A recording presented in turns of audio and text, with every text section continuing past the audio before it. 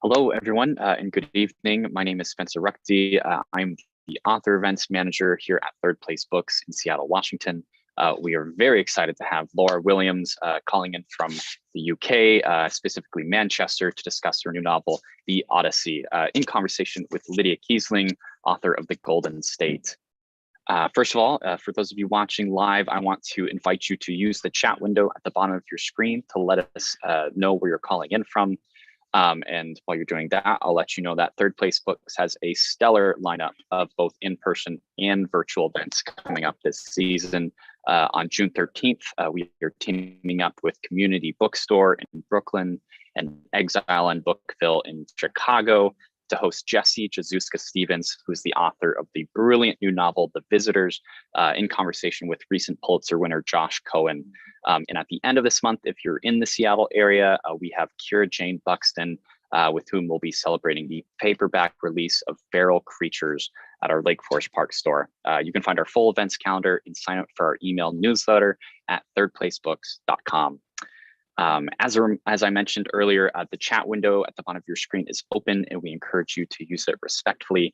During the last 15 minutes or so of tonight's program, we'll open up for audience Q&A, and we'll have time for your questions. So if you have questions for either of our authors this evening, you can please submit those to the Q&A window at the bottom of your screen, which is, if you are at all familiar with Zoom, separate from the chat window at the bottom of your screen. We also offer closed captioning for anyone who's interested. You can just hit the live transcript button at the bottom of the window to turn this feature on or off. A reminder that this event will be recorded, so if you miss anything, we'll be emailing this recording to anyone who registered. And of course, you can order the Odyssey from Third Place Books online, or you can just stop by any one of our locations at Lake Forest Park, Ravenna, or Seward Park. It's already a staff pick with excellent blurbs from 3 of our booksellers.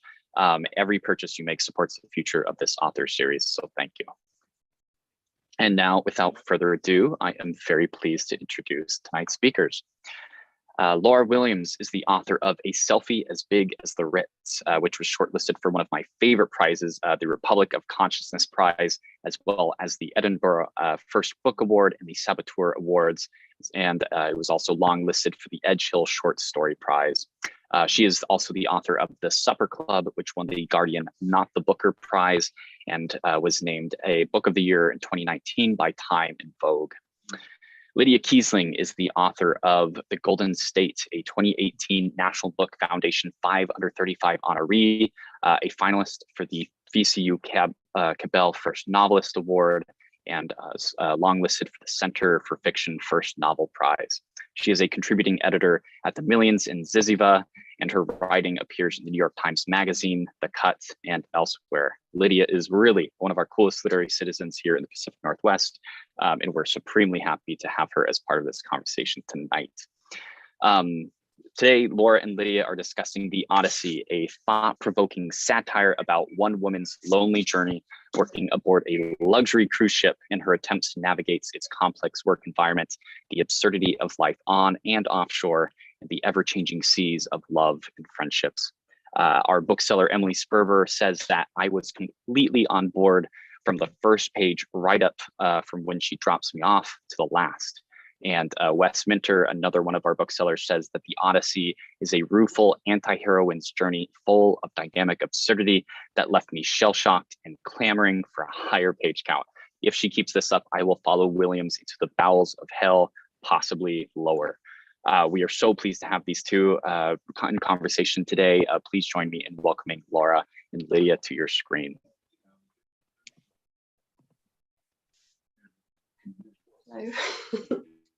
Hello.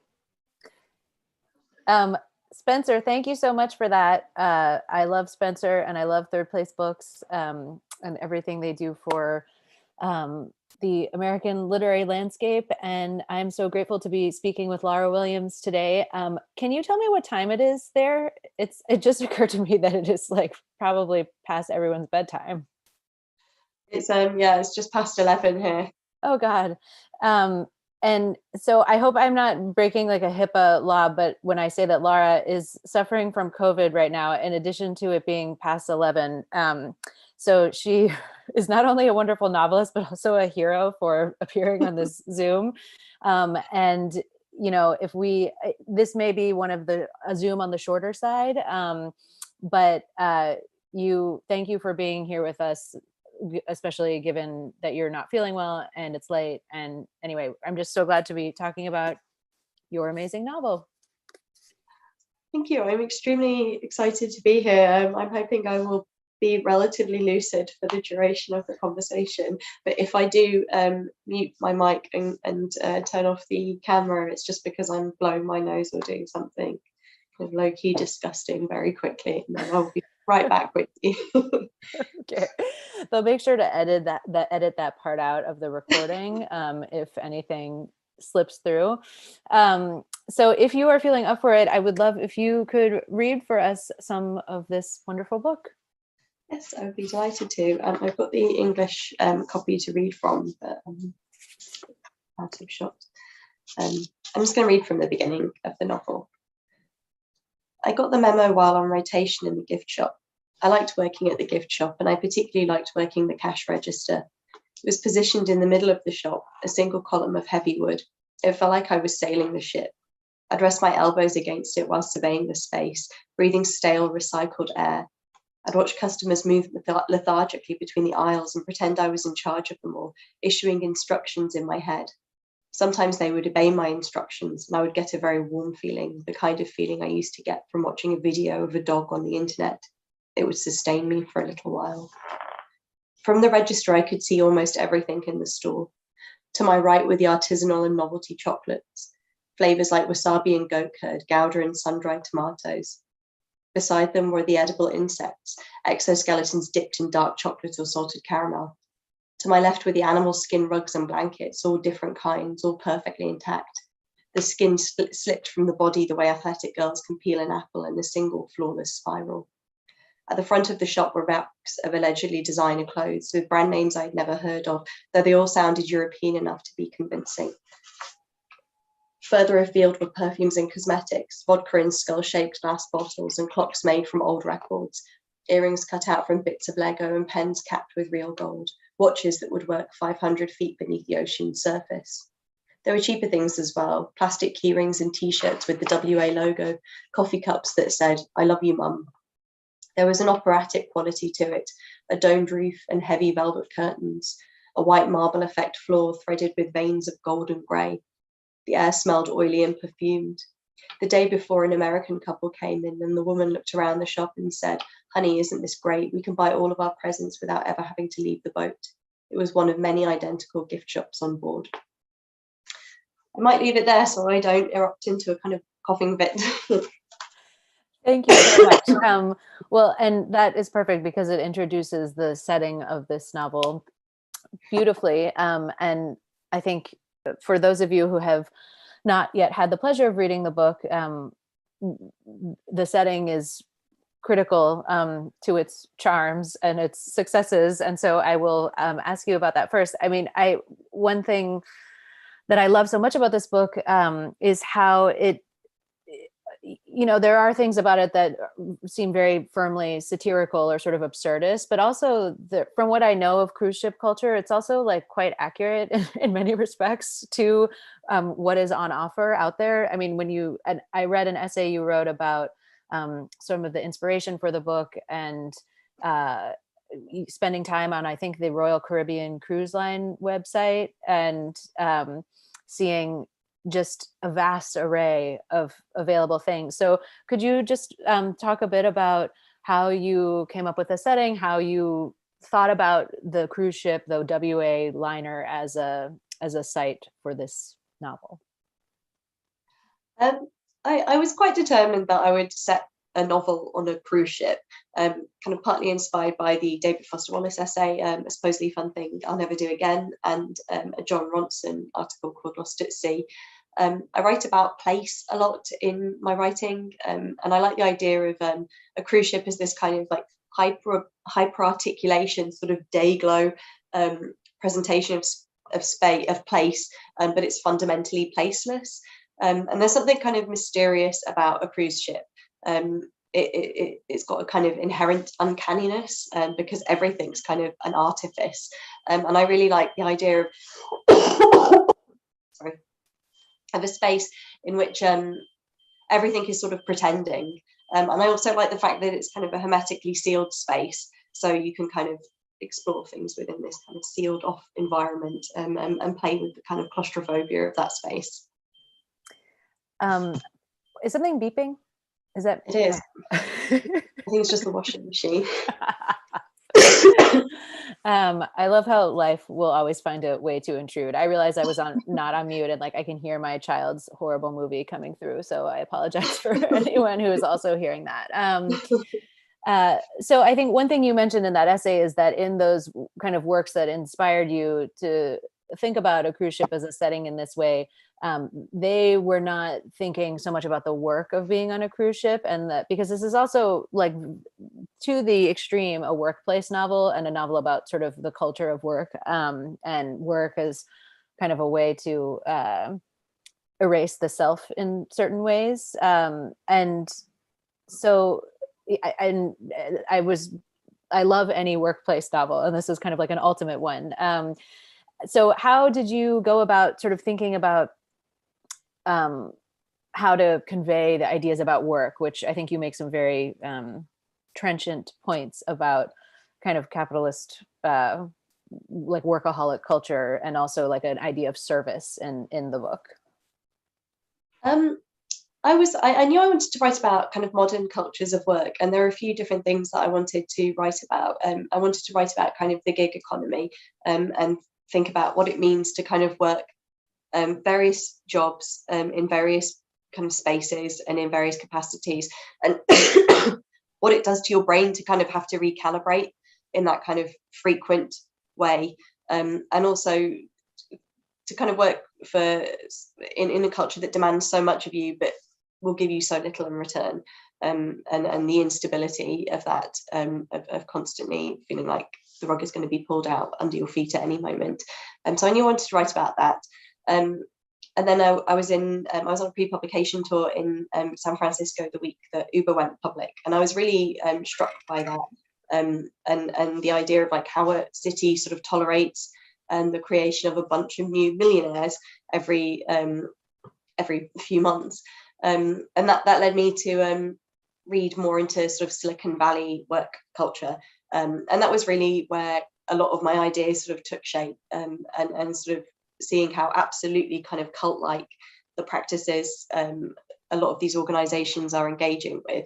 So for example, there was one kind of tech company that I was reading about that when you get fired, it's termed your graduation. So you get an email saying, wonderful news, you're being graduated, like onwards to your next exciting opportunity. And that kind of, and that kind of like naked gaslighting and kind of manipulation of language and meaning just seemed so kind of cult-like, and so I was really interested in kind of exploring the intersections of kind of the corporate and cult world. And I was also watching the NXIVM documentary and reading about NXIVM, and I was quite struck about that being such a kind of corporate cult. And I like this idea of kind of our cults are run like corporations and our corporations are run like cults, and what happens if you kind of mesh the two in a more direct and kind of surreal way. So yeah, that was what I was thinking. Well, and there's an interesting, so many, I feel like one of the things that's so interesting about the book is the way that you can sort of pick strands from reality. I mean, I think readers, not to be kind of like parochial, but you sort of look for grounding, for shore, if you will. We agreed that there would be unlimited seafaring puns in the event. But so, when you're reading a text, it's kind of like, okay, well, is this real? Is this meant to be fanciful? Or, and there are so many moments where it's hard to tell. And then, I mean, I remember reading in the beginning of the pandemic, there were people who worked on cruise ships who were literally just trapped there. They were not permitted to go to shore because the boats just drifted and had all these like horrible COVID outbreaks, and people just could not get leave. And so they were just trapped on the boat. And that was just a real thing that happened. And I believe there were like suicides that took place. And it was just like sort of the grotesquerie was kind of like unbounded in reality. And so even though I think the novel takes a different direction with how that is represented, it's still very much kind of undergirded the structure of the WA giant ship. Sorry. That was a comment more than a question. That's really interesting. I think when I first started writing, I kind of was wanting to write satire. And then I very quickly realized that it's so difficult to kind of satirize a lot of these kind of modern cultures of work because they're already so ridiculous. And even kind of bringing in elements of absurdism, like the reality is so much more often absurd than what you're trying to satirize. I was thinking about going to an art gallery, to an art exhibition a few years ago, and it was about disaster capitalism, and the exhibition was kind of these films being projected in this sort of like rubber sand, and it was okay. And then we went outside the art gallery, and outside the art gallery were loads of adults on like space hoppers playing giant Jenga and getting drunk in the sun. And I was like, you can't, there's no satirizing this. There's no making this more absurd than what it already is. Like the true satire and absurdity is like on the doorstep. So I think I kind of had to make a certain amount of peace with the horrors that exist will probably be more horrifying than the book. Well, and then, so another thing, so an important element of the novel, so Ingrid is the protagonist and the narrator here. And part of what happens throughout her sort of journey on the cruise, her professional ascendance, her graduation, her that trajectory is punctuated by her going on these shore leaves. So every so often she's told, okay, you have 24 hours of leave, and she'll be put ashore in a place that it takes her a little while, and then the reader a little while to sort of even understand where she is and to orient her. And then, we get a glimpse of sort of the emotional turmoil that she's kind of trying to escape. So there is, it's also, I think, a book about relationships and sort of domestic life in a kind of subversive and hidden way, that I think, it's sort of easy to focus on the cruise ship, but also what's going on sort of back home is very important.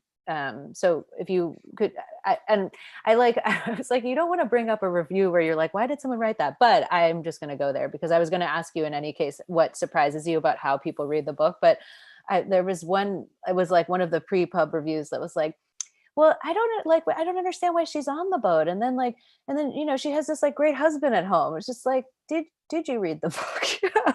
There.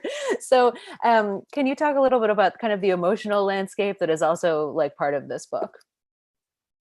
That's an interesting question.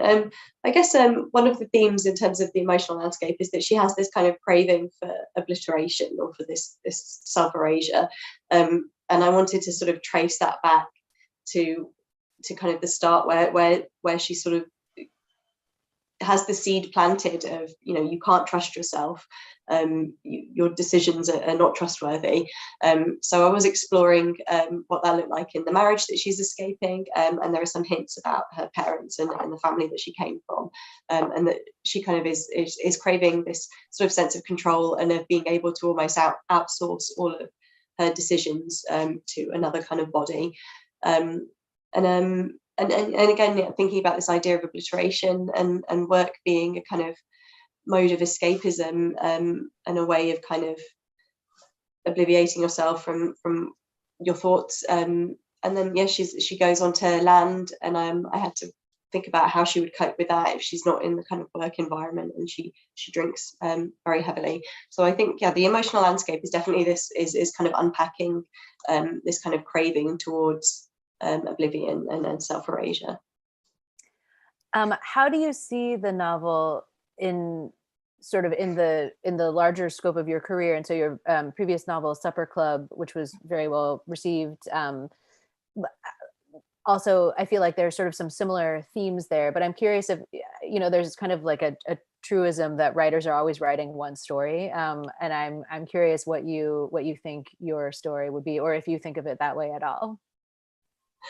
I think probably that emotional journey is probably the story that I'm rewriting, is different ways of kind of craving oblivion. I guess I must have like high death drive in me. Yeah, I think that's probably the story that I'm just constantly revisiting, is sort of self-erasure. I think I like to write. I'm quite kind of influenced by the hysterical realists, so people like Zadie Smith and David Foster Wallace, and I think there's kind of an inherent self-erasure there, if you're kind of like hysterically cataloguing what is happening around you to the point of like, don't look at me. I'm just fixated on what is external, and that really that style of writing really resonates for me. So yeah, I would say that's the kind of the through line. Well, and the cruise ship is so perfect for that, because there's kind of endless cataloging that can be done. And yeah, I mean, just it's so the descriptions and sort of the lists of things that she sees are so vivid. And then also the lists of the kinds of jobs that she has. So yeah, it's kind of like the perfect setting for that narrative urge, I think. And I will ask you what has surprised and gratified or annoyed you about how people read the book? And I'm also curious, because you are, Zando has published it for a US audience. Do you see differences in how it's received where? Or yeah, I like to hear how people think about the reception of their work. That's interesting. I think one thing that has maybe sort of slightly grated is people immediately kind of talk about it in terms of the messy female narrator genre. So it gets like very quickly thrown in with like My Year of Rest and Relaxation, and the thing that or sort of Convenience Store Woman, which both books that I absolutely adore and definitely have been influenced by.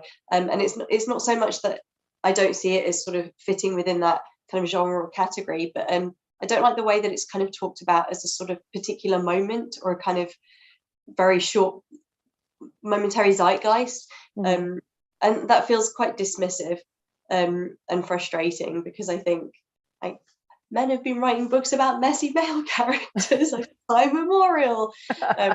So it just feels like a moment in which it's maybe more permissible to represent women in a particular way, and to kind of box that off as just a kind of very short cultural hiccup feels a bit reductive to me and frustrating.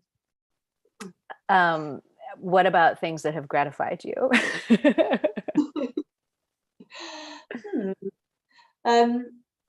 I think I like that. I like how much people have been kind of interrogating like the ambiguities in there. So people have been kind of putting forth their own theories of kind of how much is happening versus how much is potentially not happening, and that's been really interesting to read. That's been really gratifying. Yeah.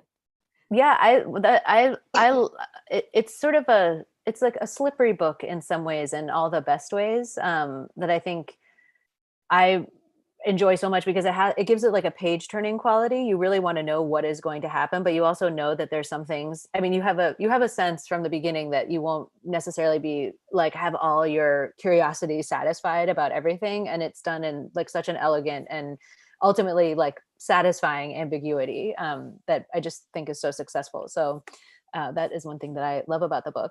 And we are starting to have a Q&A, so I'm going to go here. So we have a question from Wesley. I love that you mentioned termination verbiage. I once worked for someone who, when they fired someone, always couched it as a great time to travel, maybe take a cruise. Oh my God. Who are these people? Though, of course, severance was never part of the picture. I'm very curious about outlined intention in your work. While reading both novels, I found myself wondering if the book's endpoint is a stable thing held in mind during the process, or if you're surprised by just how far you've taken the protagonist. That is an amazing question, Wesley. Thank you. That's a fantastic question. In terms of intentionality, I'm quite attracted to the idea of writing about kind of like a failed project. So a group of people embarking on a very specific way of being or way of existing or way of moving through the world that ultimately doesn't work. I quite like that idea. And so in terms of intentionality, I guess both outcomes, I knew that they would be unsuccessful in their endeavors. And it was more interesting to figure out how and why. So yeah. I'm sort of to that point. What did your process look like for the book? Because I read in your essay you sort of had one idea in mind at first, but then it sort of shifted how you were structuring it. So what was kind of the journey for you as you were figuring out how it was going to be shaped ultimately? So the original idea was I was envisaging a kind of nightmarish cruise to kind of satirize kind of modern cultures of work, and I was imagining it to be more kind of obviously dystopic and kind of within that genre. So I was imagining a world in which the sea levels had all risen and there were no more beaches, and so cruises became the de facto luxury holiday, and that there were all of these giant cruise liners that had replaced beach holidays or traveling abroad, and that were all sort of floating around the world. And the more I began writing it, the more I realized I wasn't really interested in kind of the wider world building or necessarily exploring those more kind of dystopic elements. I was interested in kind of a hyper focus on this kind of claustrophobic environment. So there are kind of hints of maybe a slightly broader dystopia in the novel, but it's not really what the novel is particularly interested in. And then I guess my next kind of big thought was I knew that there had to be some sort of ideology that the WA, the crews, and in turn Keith, who is the implicit captain of the ship, that he would be drawing from. And I was trying to think of what that might be. And then I was at an art exhibition in Newcastle that was themed on wabi-sabi, which is a Japanese aesthetic tradition which celebrates ideas of transience and decay. It was this profoundly moving exhibition, I thought. And then I went to the gift shop afterwards, and there were all of these books that were like how to wabi-sabi your life, and you know, buy this pot for your living room, and it just seemed so such a kind of dissonance. And I do think, particularly in the UK, we've been having kind of around Brexit, maybe there was this sort of strange moment in which there were a lot of books being published on kind of particularly European sort of traditions or kind of ways of living. So like hygge in Denmark, or like lagom in Sweden. And I was just really interested in kind of this need to kind of take something at total face value, and taking it at the kind of lowest common denominator, kind of sentence level appreciation of an ideology or a way of living or a way of being or a way of expressing yourself, and then use that as a kind of an ideology that you draw from, in which you barely kind of understand it. So I thought wabi-sabi would be a good way for the Captain Keith to kind of draw his his broader ideology. Now that you have mentioned the Nexium documentary and I'm thinking about Keith, I'm like, okay, I feel that I see some resonances there with, I can't remember that guy's name anymore, but he's so like vivid. The picture he's called Keith. That is also Keith. Okay. But I mean, he truly was not based on Keith Raniere, but it was more that I was just like stupidly amused by the idea of a cult leader being called Keith. It just seems like a very unromantic name. No offense to any Keiths out there, but so that's why I went with Keith. Well, it's really a compliment to Keith that they, don't seem like they would lead a destructive kind of death cult force. But so I am going to ask about, because I know that you have I think you said a 16-month-old at home, and you are also a working writer. And I always like to get a view of life as the working writer and parent, especially because you are in the UK. And I am just curious, how do you feel where you live? Do you feel supported as a working writer? Do you also take on other work? Do you have, in my mind, like, the UK has more grants for writers and opportunities, but I don't know, that could be a fallacy, and it could also be a hellscape there. But I just, for as much as you feel like sharing your sort of writer, human, parent, worker struggle, I would love to hear it. Yeah, it's not been easy. Yeah, I work full time at one of the universities here, as a lecturer in creative writing. So technically, within my job, part of my research practice is writing. So I should kind of have time to write. I haven't really had very much at all since I've come back from maternity leave. I managed to find a bit more of a balance actually when I was on maternity leave. Yeah, so far struggling to quite find a rhythm with it. Yeah. I'm trying to sort of just see how it goes and not kind of work myself up too much about it. I've maybe I've been writing more kind of short fiction, but I've not really had kind of the time or maybe even the inclination to work on a novel so far. So yeah, hopefully things might ease up at some point soon. Well, and I mean, I feel there's always something that seems like so perverse about kind of fretting, like knowing a writer is fretting about their future book when they have like the new book that is just out. And it's just like, God, why does it have to be like this? Like, you should just be able to like lounge for a while. But I know sometimes it doesn't feel that way. I think there's something quite self-soothing about kind of pouring your energy into another book, though, while one book is out, because then you can just tell yourself, well, if this one doesn't go well, I mean, this is the real one. Yes. So yeah, now I feel like I'm kind of living through this publication in a very real and direct way with no distractions, which, yeah, maybe it would be nice to have a distraction. Yeah, maybe one that was not COVID. That was COVID's like not the ideal one. I see another question has popped up in the box, and please don't be shy. Let's see. Anonymous attendee asks, Lara, could you speak a little bit about how you landed on the title of the novel and how you see your book, or don't, in relation to Homer's Odyssey? Wonderful question. So I would say it's a very sort of slant reference to Homer's The Odyssey. Originally, the novel was called Thalassophobia, which means fear of the ocean. My editor in the UK thought that was maybe too obscure a word to really kind of position the novel in the right way, which is fair enough. And so we were thinking of an alternative title.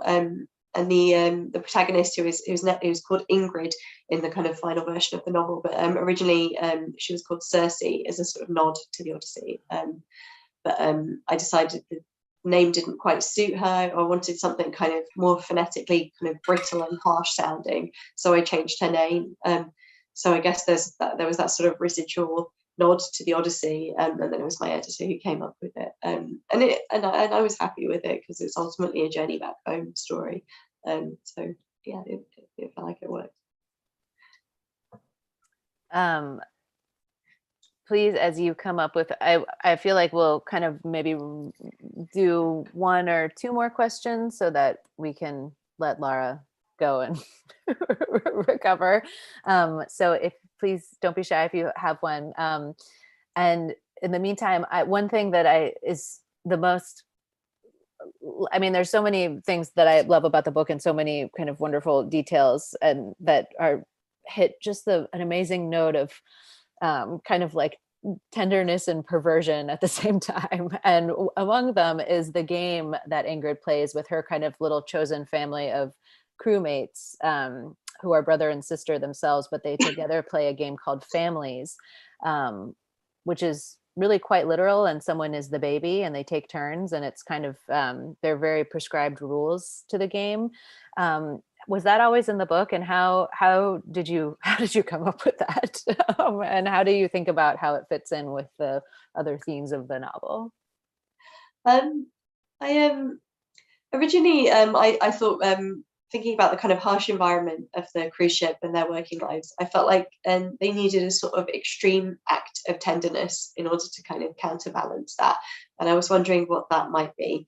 And I've always been really attracted to novels in which a kind of small group of people engage in a kind of semi-perverse or fully perverse kind of game as a sort of survival strategy. So novels like The Dreamers, or like Flowers in the Attic, and so that was where it kind of came from. I also but I had to kind of tone down the kind of overtly sexual nature of some of the games that I was thinking of, because I feel like the people aboard the WA are not particularly in touch with their libido, so it's kind of lingering there, and it's a very tactile game that they play, but yeah, it is also sort of pretty sexless, still perverse game that they play.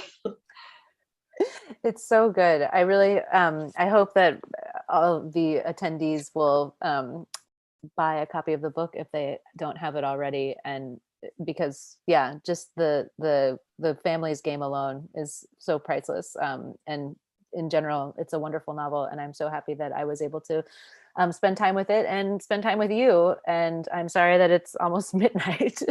So thank you. One of those fun occupational hazards of Zoom, of course. I want to thank Laura and Lydia for having this conversation with us today / tonight. This was really wonderful to watch. It is a scientific truth that the faster you get a hold of Laura's novel, The Odyssey, the faster that she will start to feel better. But in all seriousness, go make a trip to your local bookstore this weekend. Go pick up a copy of this beautiful novel you've heard all about today. And other than that, please go out into the world and be well. Thank you so much, Lydia, and thank you so much, Spencer. It was such a great conversation. It was truly my pleasure. Thank you both, and thank you to all the attendees.